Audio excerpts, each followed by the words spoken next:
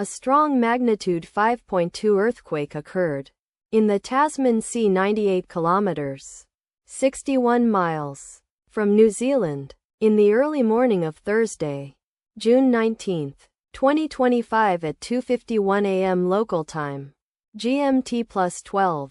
The quake had a very shallow depth of 5 kilometers, 3.1 miles, and was not felt, or at least not reported so.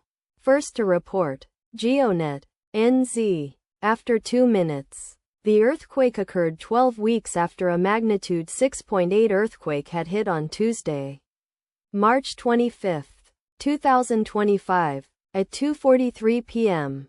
GMT+13 local time, in 111 kilometers, 69 miles, distance to the north. Data source from Volcano Discovery. Did you feel it? Let us pray. May the earthquake that occurred not affect our brothers and sisters there. May the earthquake not happen again. And may God protect everyone. Amen.